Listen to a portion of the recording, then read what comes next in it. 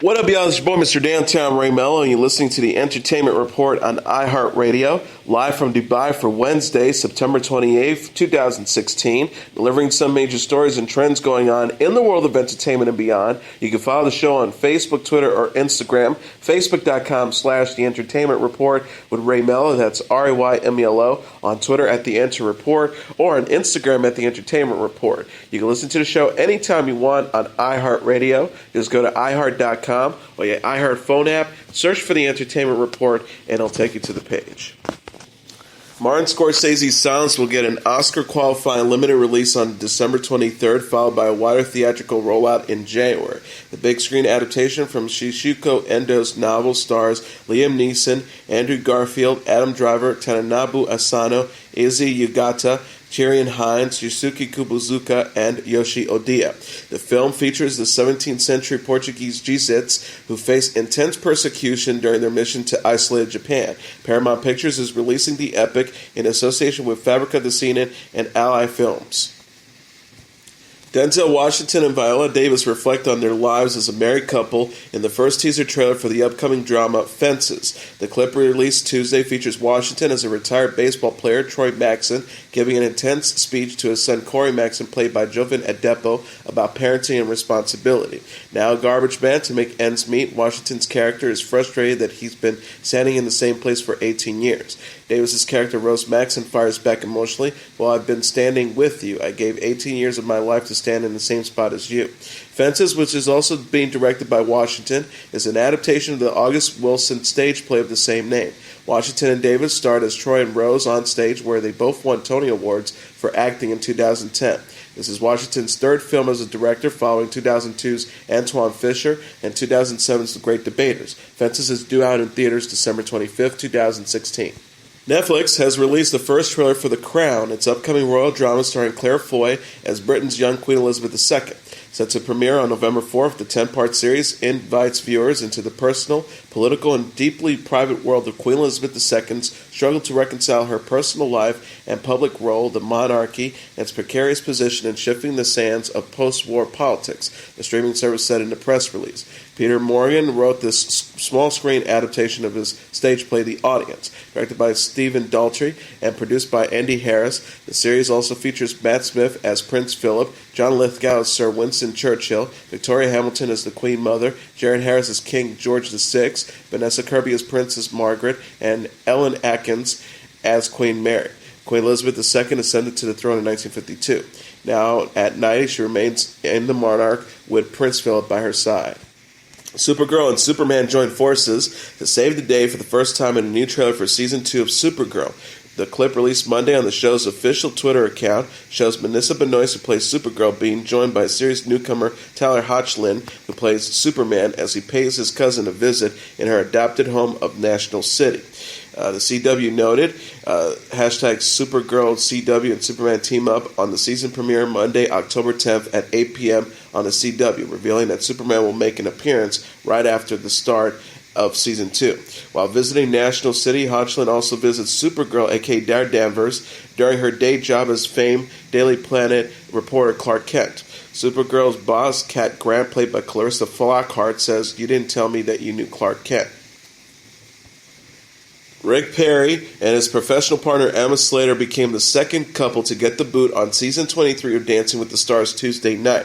The former Texas governor and ex-presidential candidate said upon learning his fate, "My daughter is getting married the 15th of October, but I can promise you I will look good on the dance floor for her. And I'm doing it for all the veterans out there, and I hope everyone will find a great veterans cause to go help these guys. We got one called Advance the Colors that I hope everyone will go take a look at. Thank you, guys." Still in the running for the coveted Mirror Ball trophy are Kenny Babyface Emmons and Allison Hooker, Mary Lou Henner and Derek Huff, Lauren Hernandez and Valentine Chermaninsky, James Hinchcliffe and Sharon Burness, Calvin Johnson Jr. and Lindsay Arnold, Tara Jolie and Sarah Farber, Janet Kramer and Glenn Chevaneko, Ryan Mlaki and Cheryl Burke, Marie McCormick and Artemin Chiganestev, Amber Rose and Maxime Chermaninsky, and Vanilla Ice and Whitney Carlson. JT Austin last week became the first celebrity of the season eliminated from the dance competition. The ABC series features Tom Bergeron and Aaron Andrews as co-hosts, while the judges panel includes Len Goodman, Julianne Hough, Bruno Tellini, and Carolina Nabbat.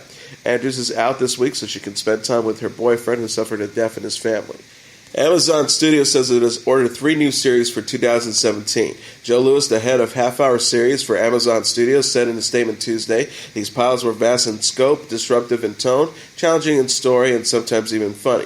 It's rewarding to see customers embrace them in such a huge way. We can't wait to premiere these series next year on Prime Video. Among the new offerings is I Love Dick, which is based on the feminist novel about a couple's marital struggles in the artistic and academic community of Marfa, Texas. It stars Catherine Hahn, Griffin Dunn, and Kevin Bacon. Jean-Claude Van Johnson follows martial arts film star Jean-Claude Van Damme as he operates under the alias Jean-Claude Van Johnson as the most dangerous undercover private contractor in the world. And The Tick is a superhero tale based on the comic book of the same name. Its ensemble includes Peter Serafinowicz, Jackie Earle Haley, and Brendan Hines. Modern Family has become the first show in television history to cast an openly transgender child actor when they signed 8-year-old Jackson Millarker to a guest spot. Millarker appears as Tom, a new friend of Lily, played by Aubrey Anderson Emmons. Lily's dad, played by Eric Stonestreet, and Jesse Tyler Ferguson, thinks that they hear Lily insult Tom during a play date, and that then they use that moment to continue to teach Lily about open-mindedness and inclusion. The episode's director, Ryan Case, shared a photo of herself and Millarker on Instagram, breaking the news of his upcoming appearance. She wrote, "This is Jackson Millarker. He's 8 years old from Atlanta and just happens to be transgender. He plays Lily's friend Tom in this week's Modern Family, and he's wonderful. One of the many reasons I love being part of this show." Case also shared a link to a story about the episode on Twitter, saying she was so proud to have directed Millarker. Comedian Zach Galifianakis is against having Republican presidential nominee Donald Trump on his awkward Funny or Die talk show Between Two Ferns. The comedian said during an interview with the Los Angeles Times after he was asked if Trump's campaign was interested in appearing on the show, "No, that doesn't interest me," after his opponent Hillary Clinton did to much fanfare. Galifianakis continued, "Doing it the other way doesn't interest me. He's the kind of guy who likes attention, bad attention or good attention. So you're dealing with the psychosis that there is a little weird." He also added, "I wouldn't have somebody on that's so mentally challenged. I feel like I'd be taking advantage of him," and you can print that. Galifianakis also shared how he felt Clinton had a good sense of humor during her appearance and was game for the type of off-putting questions he normally presents during the show. He says, "I was very impressed with her. I walked away from that whole interview going, she's cool. I thought she was cool, and I don't know if that was my impression of her before that." Galifianakis also had President Obama appear on Between Two Ferns in 2014 in order to get young people to sign up health care under the Affordable Care Act.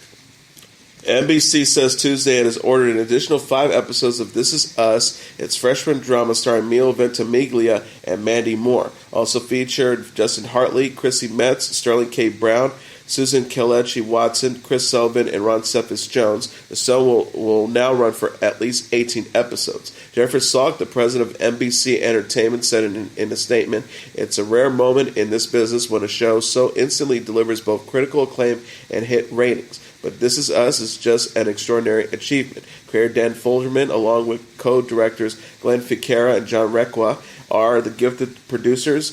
Cast and crew have delivered the kind of heart and depth that resonates with every segment of the audience, and we are extremely proud to the extent its presence on our schedule. Folgerman added, "We're thrilled. This order for a complete first season of 18 episodes is exactly what we wanted and hoped for. We carefully mapped out an 18-chapter story for the first year of the show, and this allows us to follow through with our exact initial intent. And to get the order so early on is a tremendous show of confidence and a boost for our entire cast and crew." Former Seventh Heaven star Catherine Hicks is open to a reunion if it doesn't include her disgraced TV husband, Stephen Collins. The 65-year-old actress who played Annie Camden on the WBCW series revealed she'd be interested in a revival if the 68-year-old actor's character, Reverend Eric Camden, was killed off. She said to TMZ on Monday, "We have to open with Stephen's coffin. It's all up to the network and those types of things. I think we all love to be together. Eighth heaven with a new boyfriend for Annie." Collins admitted in December 2014 to molesting 3 underage girls between 1973 and 1994. The abuse was exposed after a recording surfaced of the actor confessing in a therapy session with his then wife, Faye Grant.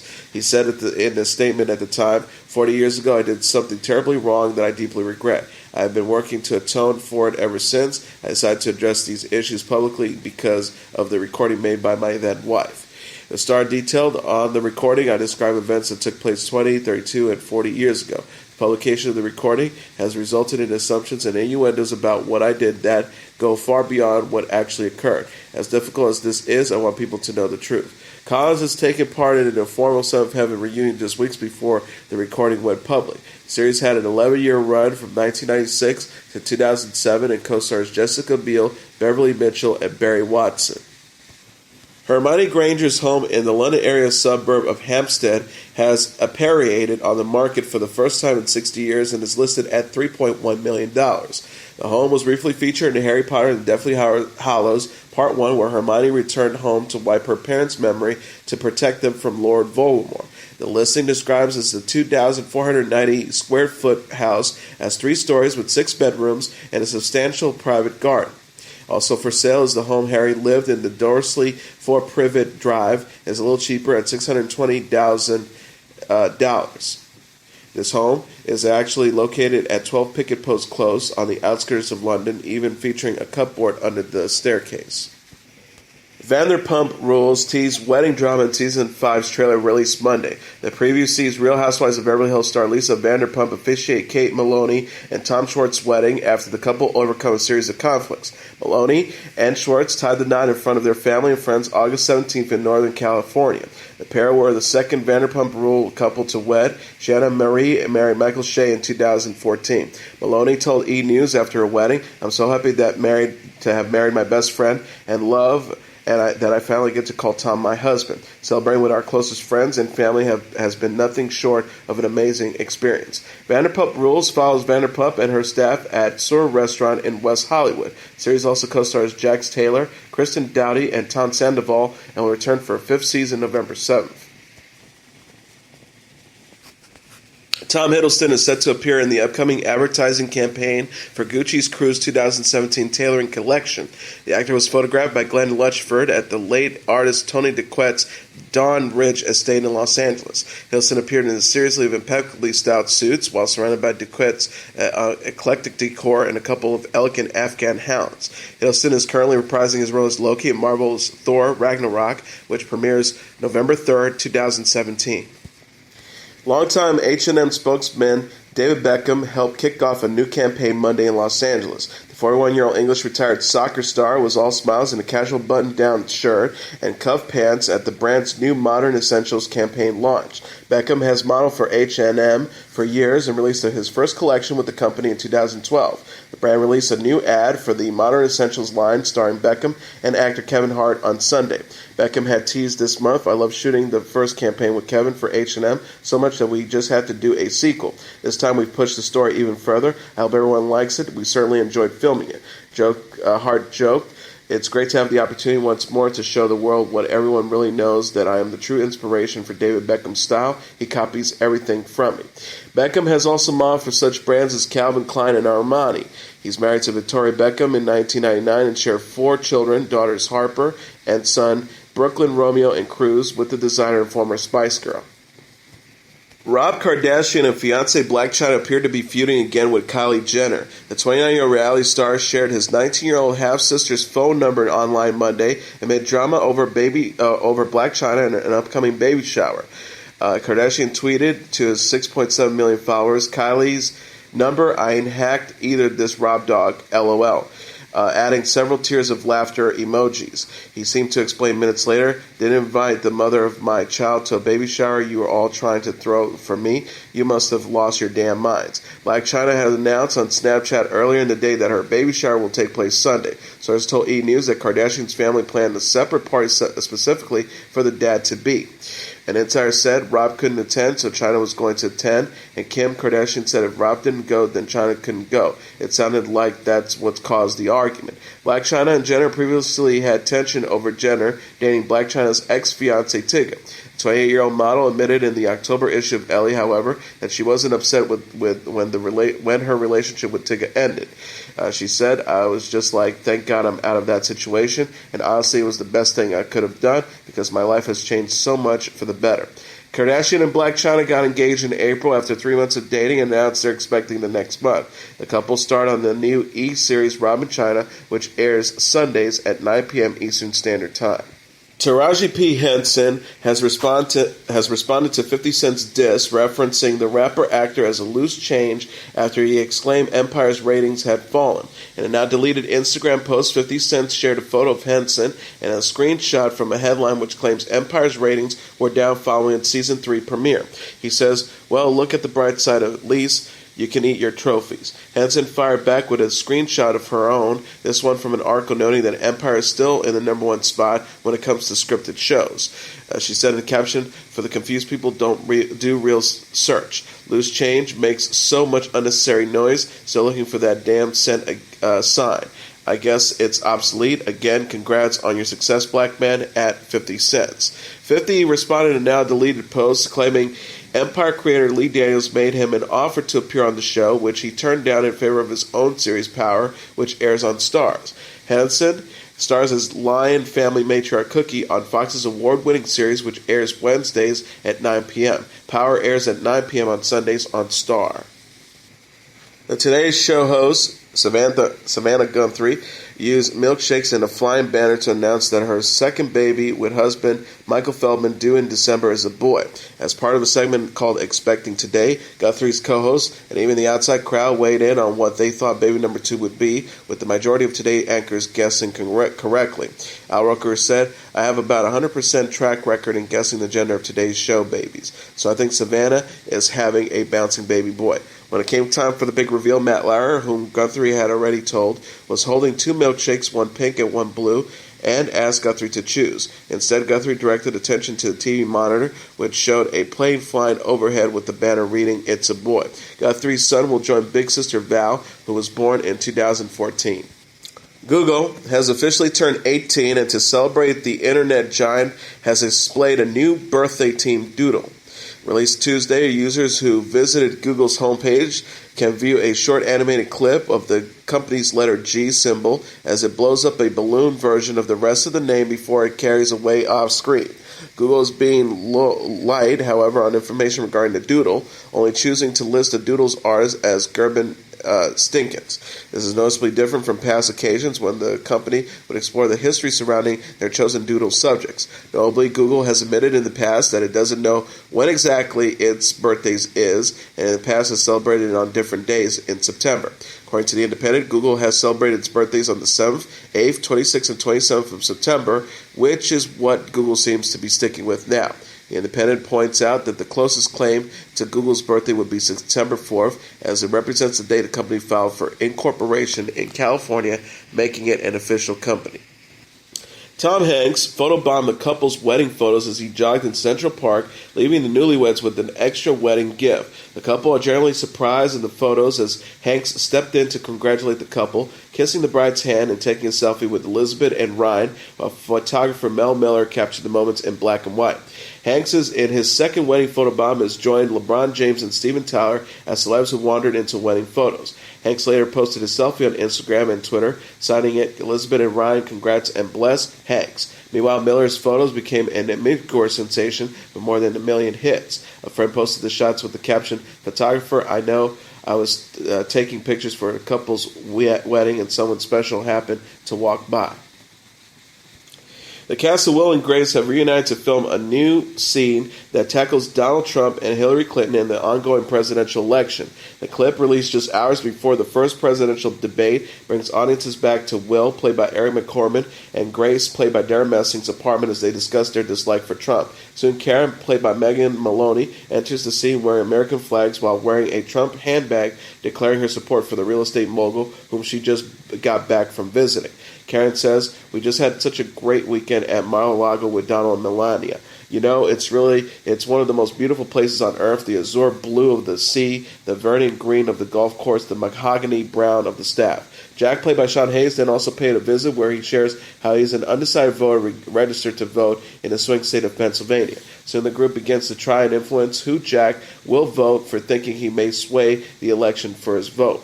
Grace says as he tries to convince Jack to vote for Clinton, she's going to elect justices to the Supreme Court who will protect your civil rights. He responds, "Yeah, but I don't like that she wears pants. Finally, Will is able to convince Jack to join Team Clinton after he shows the vital information he was looking for.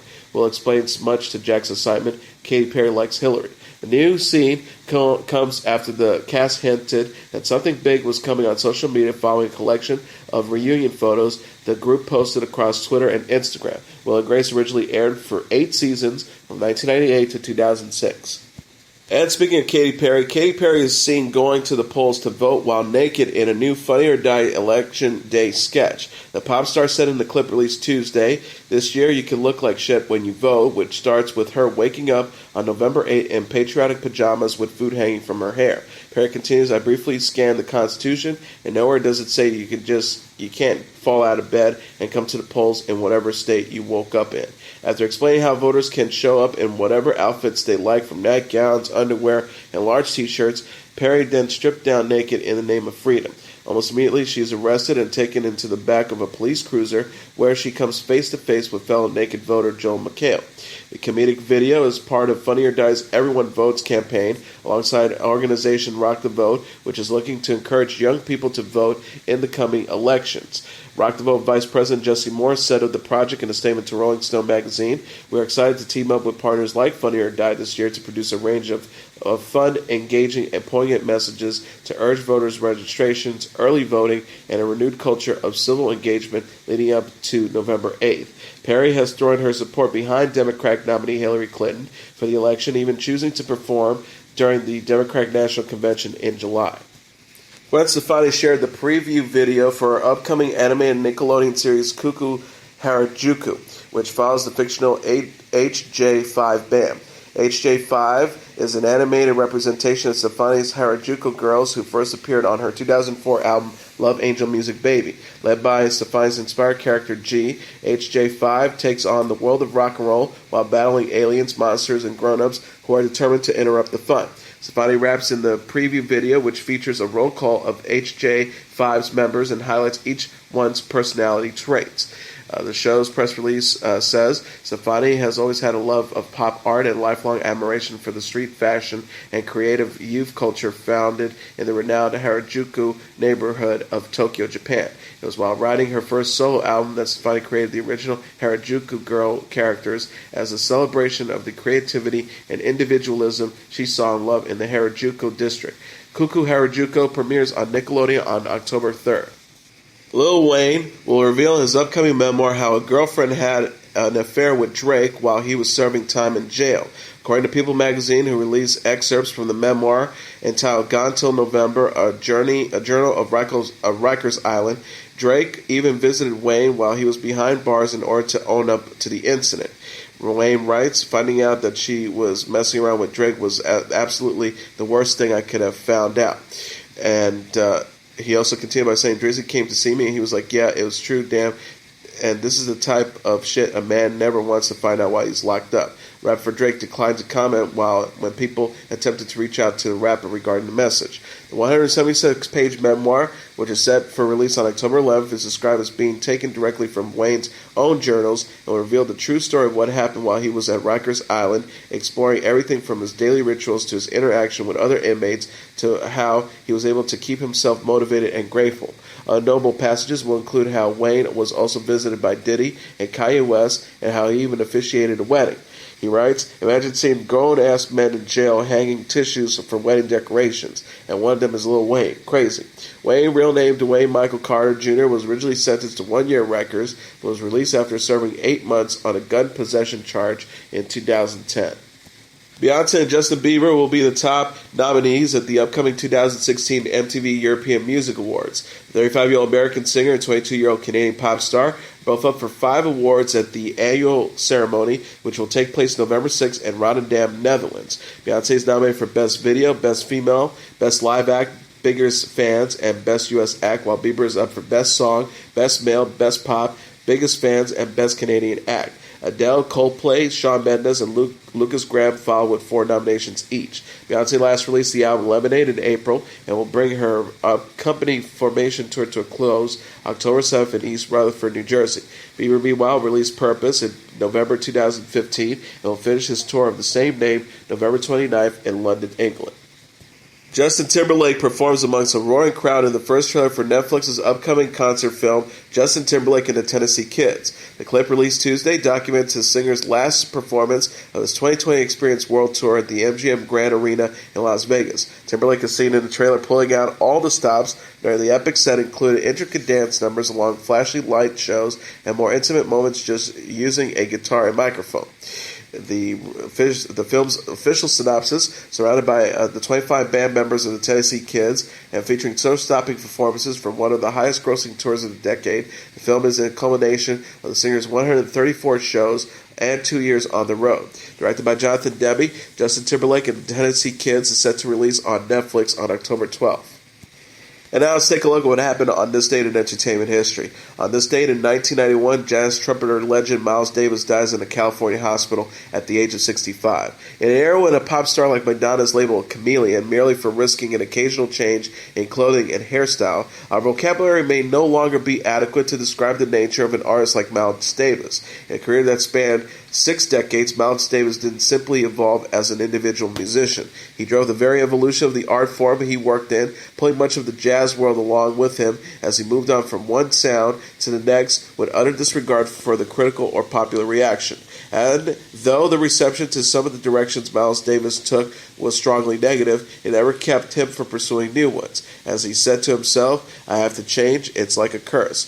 Miles Dewey Davis III was given his first trumpet on the day he turned 13, and by the time he was 15, he was carrying card member of the local musicians union in St. Louis, Missouri. He left St. Louis for New York in 1944 to pursue a degree in music at Juilliard, though he immersed himself into the world of professional jazz while still receiving his classical training. In the clubs on 52nd Street in post-war Manhattan, a new sound was being born, and Miles Davis had a hand at its creation. As a member of Charlie Parker's quintet in 1945, Davis played on some of the early recordings made in the hugely popular style that became known as bebop. But by 1948, he was leading his own quintet, one of the first of his many departures from the jazz mainstream. First came cool jazz, a highly cerebral and highly unpopular style that nevertheless sparked a whole new movement. Then came hard bop, a style he developed in the mid-50s after several years lost in the early parts of the decade to heroin addiction. The decade that followed was the period of Davis's greatest popularity, a period during which he not only continued to break new musical ground on albums like Miles Ahead 1957, Kinda Blue in 1959, and Sketches of Spain in 1960, but also managed to introduce the world to many other jazz greats he employed as sidemen: John Coltrane, Red Garland, Cannonball Adderley, Wayne Shorter, and Herbie Hancock. From the mid-60s onward, the rate of Davis's evolution only increased as he went through periods of experimentation with rock and funk, among other new sounds. In a career that spanned parts of 6 decades, it seemed the one direction Miles Davis refused to look for inspiration was backwards. And that is your entertainment report for Wednesday, September 28th, 2016. I'm your host, Mr. Downtown Ray Melo. I'll be back tomorrow to deliver some major stories and trends going on in the world of entertainment and beyond. You can follow the show on Facebook, Twitter, or Instagram. Facebook.com/The Entertainment Report with Ray Melo. That's RAYMELO. On Twitter at The Enter Report, or on Instagram at The Entertainment Report. You can listen to this episode or any previous episodes of The Entertainment Report anytime you want on iHeartRadio. Just go to iHeart.com or your iHeart phone app, search for The Entertainment Report, and it'll take you to the page. Good night, and God bless you all.